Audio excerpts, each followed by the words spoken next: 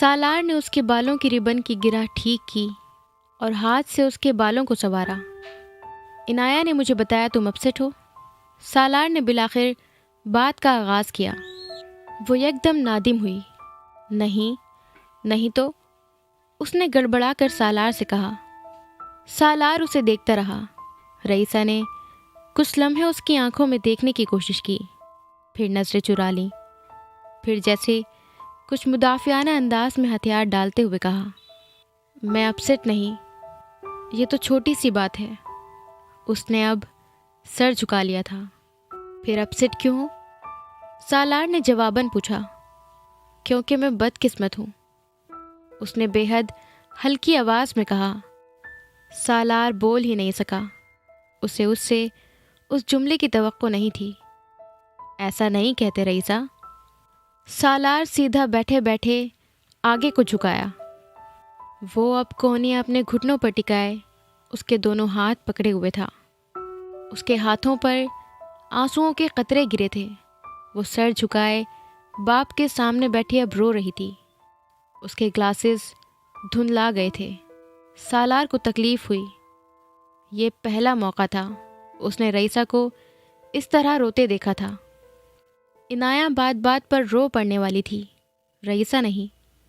میں ہوں، وہ ہچکیوں کے درمیان کہہ رہی تھی۔ نہیں، تم بدقسمت نہیں ہو۔ سالار نے اس کے گلاسز اتارتے ہوئے انہیں میز پر رکھا اور رئیسہ کو اٹھا کر گود میں بٹھا لیا۔ وہ باپ کی گردن میں بازو ڈالے اس کے ساتھ لپٹی ہوئی رو رہی تھی، جیسے وہ اسپیلنگ بھی آج ہی ہاری تھی۔ سالار کچھ کہے بغیر تشفی کرنے والے انداز میں اسے تھپکتا رہا۔ میں نے آپ کو شرمندہ کیا بابا، ہچکیوں کے درمیان اس نے رئیسہ کو کہتے سنا۔ بالکل بھی نہیں رئیسہ، مجھے تم پر فخر ہے، سالار نے کہا۔ امامہ بالکل اسی لمحے کمرے کا دروازہ کھول کر اندر آئی تھی اور وہیں ٹھٹک گئی تھی۔ سالار نے ہونٹوں پر انگلی کے اشارے سے اسے خاموش رہنے کا کہا تھا۔ میں نے اتنی محنت کی تھی، لیکن میں کبھی حمین، جبرائیل بھائی اور عنایہ آپی کی طرح کچھ بھی جیت نہیں سکتی، کیونکہ میں لکی نہیں ہوں۔ وہ اس کی سینے میں منہ چھپائے اپنے دل کی بھڑاس نکال رہی تھی۔ سالار کی طرح امامہ کو بھی عجیب تکلیف ہوئی تھی اس کی اس بات سے۔ وہ صوفے پر آ کر سالار کے برابر بیٹھ گئی تھی۔ کافی کا وہ مگ اس نے ٹیبل پر رکھ دیا جو وہ سالار کو دینے آئی تھی۔ یہ سالار نہیں تھا، امامہ تھی جس نے رئیسہ پر جان ماری تھی، اسے بولنا اور درست بولنا سکھانے کے لیے، اسے پڑھنا لکھنا سکھانے کے لیے۔ سالار نے اسے صرف گود لیا تھا، امامہ نے اس کی زندگی بدل دی تھی، اور اس کا خیال تھا اب سب کچھ ٹھیک تھا۔ لیکن وہ فرق جو وہ اپنے آپ میں اور ان تینوں میں دیکھ رہی تھی، اس نے ان دونوں کو ہی پریشان کیا تھا۔ وہ رونے دھونے کے بعد اب خاموش ہو گئی تھی۔ سالار نے اسے خود سے الگ کرتے ہوئے کہا، اب بس۔ رئیسہ نے گیلے چہرے کے ساتھ سر ہلایا۔ اس کے بال ایک بار پھر بے ترتیب تھے، ربن ایک بار پھر ڈھیلا ہو چکا تھا۔ سالار سے الگ ہوتے ہوئے اس نے امامہ کو دیکھا تھا اور جیسے کچھ اور نادم ہوئی۔ سالار نے اسے ایک بار پھر ٹیبل پر بٹھا دیا۔ تمہیں کیوں لگتا ہے وہ تینوں لکی ہیں اور تم نہیں؟ سالار نے اسے بٹھانے کے بعد اس کے گلاسز اٹھا کر ٹیشو سے ان کے گیلے شیشے رگڑتے ہوئے اس سے پوچھا، کیونکہ وہ جس چیز میں حصہ لیتے ہیں جیت جاتے ہیں، میں نہیں جیتتی۔ وہ ایک بار پھر رنجیدہ ہوئی۔ وہ ایگزامس میں مجھ سے زیادہ اچھے گریڈز لیتے ہیں، میں کبھی A+ نہیں لے سکتی۔ میں کوئی بھی ایسا کام نہیں کر سکتی جو وہ نہیں کر سکتے، لیکن وہ بہت سے ایسے کام کر سکتے ہیں جو میں نہیں کر سکتی۔ 8 سال کی وہ بچی اوسط درجے کی ذہانت رکھتی تھی، لیکن اس کا تجزیہ بہت عمدہ تھا۔ دنیا میں صرف ہر مقابلہ جیتنے والے لکی نہیں ہوتے، سب کچھ کر پانے والے لکی نہیں ہوتے۔ لکی وہ ہوتے ہیں جنہیں یہ پتہ چل جائے کہ وہ کس کام میں اچھے ہو سکتے ہیں، اور پھر وہ اس کام میں کوشش کریں اور فالتو کاموں میں اپنی انرجی ضائع نہ کریں۔ سالار اب اسے سمجھا رہا تھا۔ رئیسہ کے آنسو تھم چکے تھے۔ وہ اب باپ کا چہرہ دیکھ رہی تھی۔ تم نے بہت اچھی کوشش کی، لیکن بس تم اسپیلنگ بی میں اتنا ہی اچھا پرفارم کر سکتی تھی۔ وہاں کچھ بچے ایسے ہوں گے جو تم سے زیادہ اچھے تھے اور انہوں نے تمہیں ہرا دیا، لیکن ان درجنوں بچوں کا سوچو جنہیں تم ہرا کر فائنل راؤنڈ میں پہنچی تھی۔ کیا وہ بھی بدقسمت ہیں؟ وہ کیا یہ سوچ لیں کہ وہ ہمیشہ ہاریں گے؟ سالار اس سے پوچھ رہا تھا۔ رئیسہ نے بے ساختہ سر نفی میں ہلایا۔ حمید، جبرائیل اور عنایہ کبھی اسپورٹس میں اتنے نمایاں نہیں رہے جتنے بہت سے دوسرے بچے ہیں، اس لیے یہ مت کہو کہ وہ سب کر سکتے ہیں۔ اس بار امامہ نے اسے سمجھایا۔ رئیسہ نے سر ہلایا۔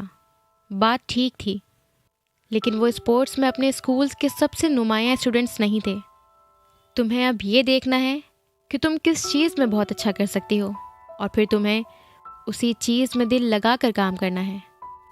کوئی بھی کام اس لیے نہیں کرنا کہ وہ جبرائیل، حمید اور عنایہ کر رہے ہیں۔ سالار نے بے حد سنجیدگی سے کہا تھا۔ یہ ضروری نہیں ہوتا کہ صرف A+ والا ہی زندگی میں بڑے کام کرے گا۔ بڑا کام اور کامیابی تو اللہ کی طرف سے ہوتی ہے۔ تم دعا کیا کرو کہ اللہ تم سے بہت بڑے کام کروائے اور تمہیں بہت کامیابی دے۔ رئیسہ نے ان گلاسز کو ٹھیک کیا جو سالار نے اسے لگائے تھے۔ تم رئیسہ ہو، تم حمید، جبرائیل اور عنایہ نہیں ہو، اور ہاں، تم ان سے الگ ہو، اور یہی سب سے اچھی چیز ہے، الگ ہونا۔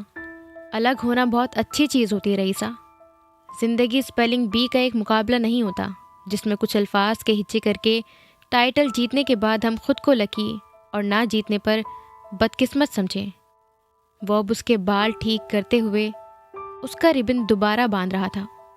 زندگی میں الفاظ کے ہچے کرنے کے علاوہ بھی بہت ساری صلاحیتیں چاہیے، ایک دو نہیں، اور تمہارے پاس بہت ساری صلاحیتیں ہیں، اور بھی آئیں گی۔ تم ایک سٹار کی طرح روشن ہوگی، جس بھی جگہ جاؤ گی، جو بھی کرو گی۔ رئیسہ کی آنکھیں، چہرہ اور ہونٹ بیک وقت چمکے تھے۔ اور پتہ ہے صحیح معنوں میں لکی کون ہوتا ہے؟ وہ جس کی اچھائی اور اخلاق لوگوں کو اسے یاد رکھنے پر مجبور کر دیں۔ اور تم میری بہت اچھی اور بہت اخلاق والی لکی بیٹی ہو۔ وہ اب ٹیبل سے اتر کر باپ کے گلے لگی تھی۔ اس کی سمجھ میں آ گیا تھا کہ وہ اسے کیا سمجھانا چاہ رہا تھا۔ ہاں، میں ہوں، اس نے بڑی گرم جوشی سے سالار سے کہا۔ اس سے الگ ہو کر وہ امامہ کے گلے لگی۔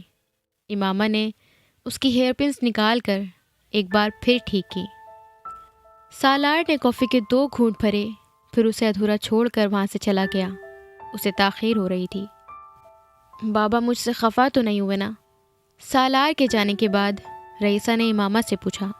نہیں، خفا نہیں ہوئے، لیکن تمہارے رونے سے ہمارا دل دکھا، امامہ نے جواباً کہا۔ I'm sorry ممی، میں دوبارہ کبھی نہیں روں گی، اس نے امامہ سے وعدہ کیا۔ امامہ نے اسے تھپکا۔ تم میری بہادر بیٹی ہو، عنایہ آپی کی طرح بات بات پر رونے والی تو نہیں۔ رئیسہ نے پرجوش انداز میں سر ہلایا۔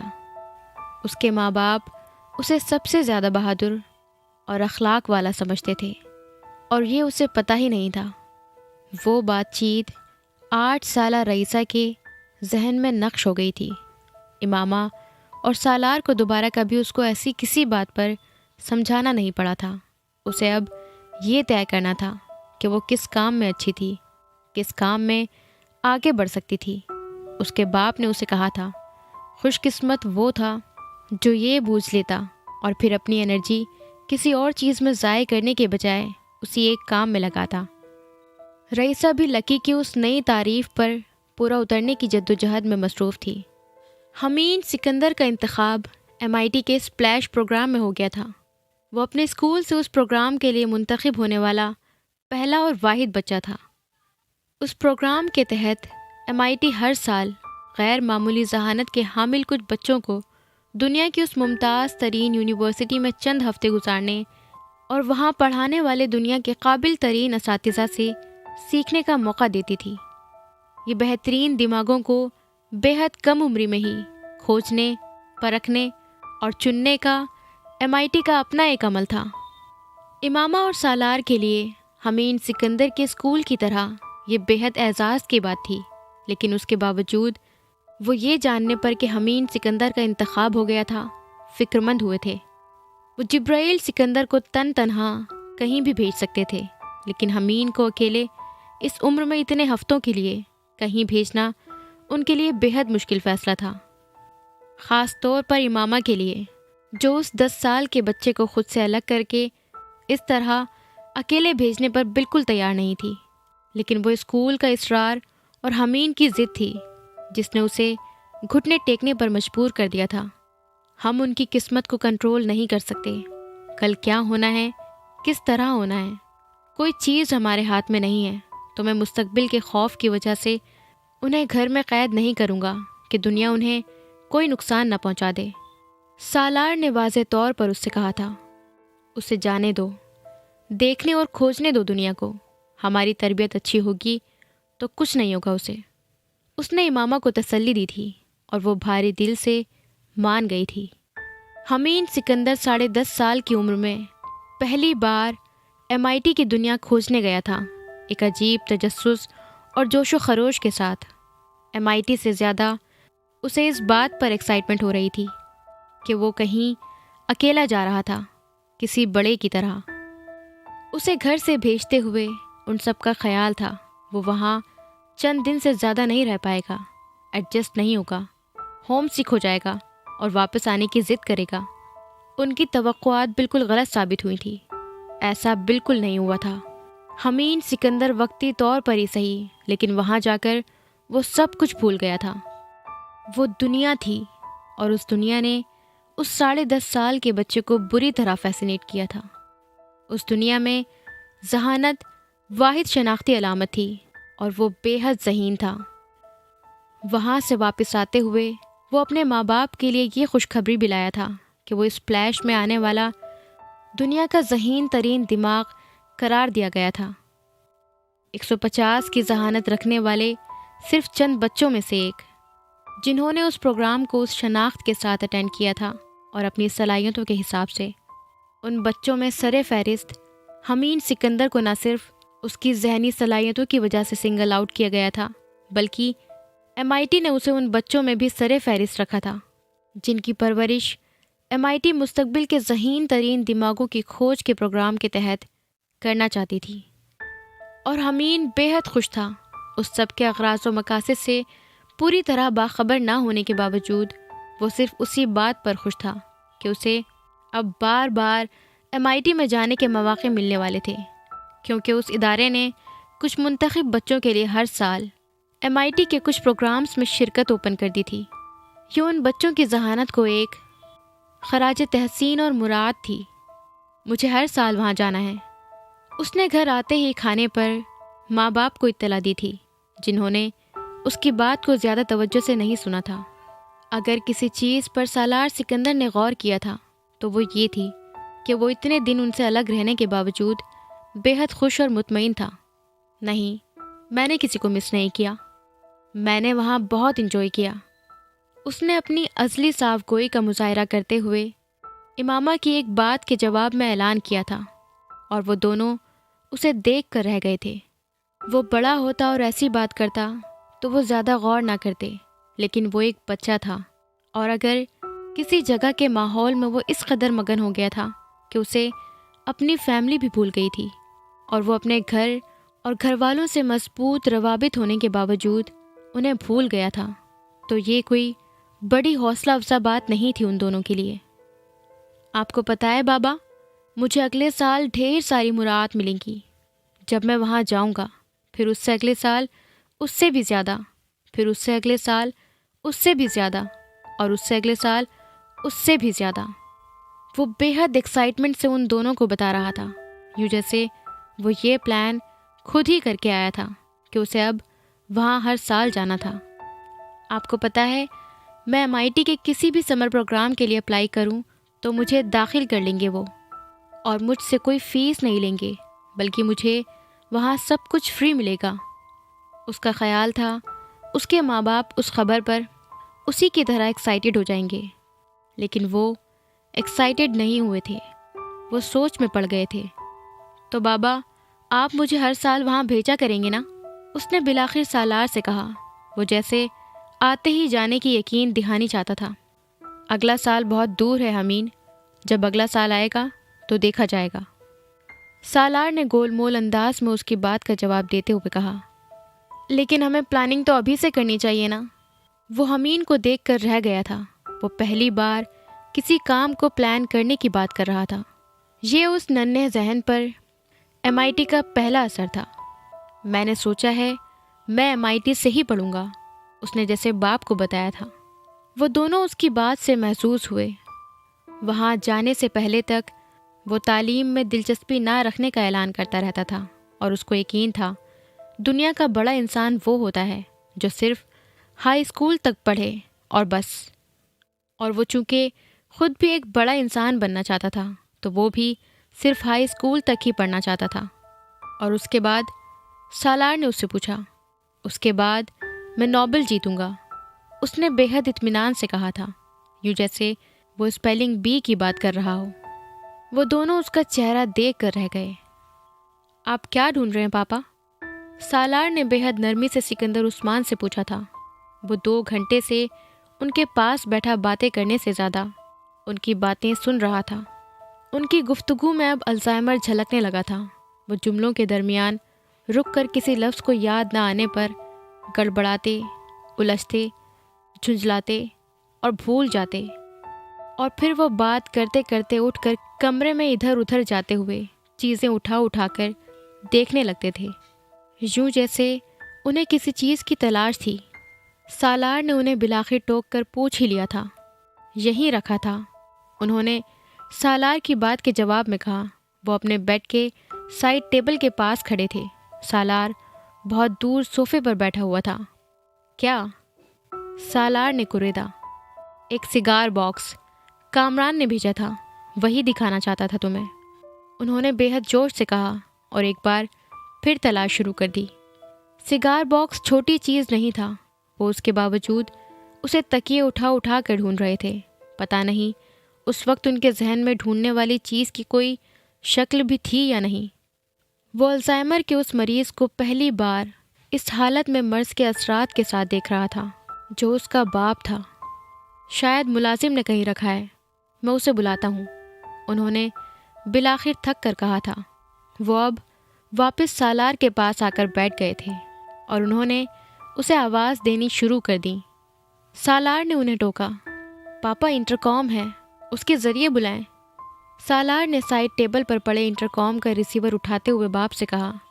اس سے وہ نہیں آتا، انہوں نے جواباً کہا، اور دوبارہ اسے آوازیں لگانے لگے۔ وہ ایک ہی سانس میں جسے آوازیں دے رہے تھے۔ ان کے گھر اس وقت وہ ملازم موجود نہیں تھا، وہ چھٹی پر تھا، اور سالار یہ جانتا تھا۔ وہ ان کا پرانا ملازم تھا۔ اسے لگا اسے باپ کی مدد کرنی چاہیے، ملازم کو خود بلانا چاہیے۔ نمبر بتا دیں، میں بلاتا ہوں اسے۔ سالار نے سکندر عثمان کو ایک بار پھر ٹوکا تھا۔ نمبر نہیں پتا، ٹھہرو، میں فون سے دیتا ہوں تمہیں، انہوں نے اس کی بات کے جواب میں کہا تھا، اور پھر رکے بغیر اپنی جیبیں ٹٹولنے لگے۔ سالار عجیب کیفیت میں انٹرکام کا ریسیور ہاتھ میں لیے بیٹھا رہا۔ وہ سیل فون جسے اس کا باپ تلاش کر رہا تھا، وہ سامنے میز پر پڑا تھا۔ وہ اس انٹرکام کے نمبر کو اپنے سیل فون کی یادداشت میں ڈھونڈنا چاہتے تھے، اور وہ انٹرکام پر اس ملازم کا یک حرفی نمبر یاد نہیں رکھ پاتے تھے۔ وہ الزائمر جس کے ہاتھوں اپنے باپ کو زیر ہوتے دیکھ رہا تھا۔ تکلیف بڑا چھوٹا لفظ تھا اس کیفیت کے لیے جو اس نے محسوس کی تھی۔ وہ بہت عرصے کے بعد امامہ اور بچوں کے ساتھ 2 ہفتے کے لیے پاکستان آیا تھا۔ طیبہ کی طبیعت ٹھیک نہیں تھی، اور سالار اور ان کی ملاقات کئی مہینوں سے نہیں ہوئی تھی، اور اب وہ طیبہ کے ہی بے حد اصرار پر بالآخر پاکستان آیا تھا اپنی فیملی کے ساتھ۔ تو اپنے والدین کی حالت کو دیکھ کر بہت اپسیٹ ہوا تھا، خاص طور پر سکندر عثمان کو دیکھ کر۔ اس نے انہیں ہمیشہ بے حد صحت مند اور چاق و چوبند دیکھا تھا۔ وہ ایک مشین کی طرح کام کرتے رہے تھے ساری زندگی، اور کام ان کی زندگی کی سب سے پسندیدہ تفریح تھی، اور اب وہ بڑی حد تک گھر تک محدود ہو گئے تھے۔ گھر میں سکندر عثمان اور نوکروں کے علاوہ کوئی نہیں تھا۔ اسلام آباد میں ہی مقیم سالار کا بڑا بھائی اپنی فیملی کے ساتھ اپنے گھر میں رہتا تھا۔ وہ سکندر عثمان اور طیبہ کو اپنے ساتھ تو رکھنے پر تیار تھا، لیکن وہ اس کے بیوی بچے سکندر عثمان کے اس پرانے گھر میں شفٹ ہونے پر تیار نہیں تھے، اور طیبہ اور سکندر عثمان اپنا گھر چھوڑ کر بیٹے کے گھر نہیں جانا چاہتے تھے۔ سالار سمیت سکندر کے تینوں بیٹے بیرون ملک تھے اور بیٹی کراچی۔ وہ گھر جو کسی زمانے میں افراد خانہ کی چہل پہل سے گونجتا تھا اب خالی ہو چکا تھا۔ سالار پہلی بار سکندر عثمان کی بیماری کے انکشاف پر بھی بے حد اپسٹ ہوا تھا۔ وہ انکشاف اس کی سرجری کے کئی مہینوں بعد ہوا تھا، اور وہ بھی بے حد اتفاقی انداز میں، جب سکندر عثمان اپنے ایک طبی معائنے کے لیے امریکہ گئے تھے اور سالار کو ان کی بیماری کی تفصیلات کا پتہ چلا تھا۔ آپ نے مجھے کیوں نہیں بتایا؟ اس نے سکندر عثمان سے شکایت کی تھی۔ انہوں نے جواباً بے حد لاپرواہ انداز میں ہنستے ہوئے کہا تھا، کیا بتاتا یار، مجھے اپنی بیماری سے زیادہ تمہاری بیماری کا دکھ ہے۔ میں 70 کا ہو چکا ہوں، کوئی بیماری ہو نہ ہو کتنا جیوں گا میں، اور اس عمر میں الزائمر کے بغیر بھی کچھ یاد نہیں رہتا انسان کو۔ وہ اپنی بیماری کو معمولی بنا کر پیش کرنے کی کوشش کر رہے تھے، ایسے جیسے یہ کوئی بات ہی نہیں، اور اب وہی بیماری اس کے سامنے اس کے باپ کی یادداشت کو گھن کی طرح کھانے لگی تھی۔ زندگی عجیب شے ہے، انسان اس کے طویل ہونے کی دعا بھی کرتا ہے اور اس کی طوالت کے اثرات سے ڈرتا بھی ہے۔ سکندر عثمان ابھی تک سیل فون ڈھونڈے جا رہے تھے۔ سالار نے فون اٹھا کر باپ کے ہاتھ میں دے دیا۔ اوہ اچھا، ہاں یہ رہا۔ انہوں نے فون ہاتھ میں لیا، پھر سوچنے لگے تھے کس لیے لیا تھا۔ یہ فون کس لیے دیا ہے تم نے؟ میں نے مانگا تھا کیا؟ وہ اب اس سے پوچھ رہے تھے۔ کوئی چیز سالار کے حلق میں گولا بن کر پھنسی۔ نہیں، بس میں دینا چاہ رہا تھا آپ کو، وہ کہتے ہوئے ایک دم اٹھ گیا۔ وہ باپ کے سامنے رونا نہیں چاہتا تھا۔ تم اتنی جلدی جا رہے ہو؟ کیا اور نہیں بیٹھو گے؟ وہ جیسے مایوس ہوئے تھے۔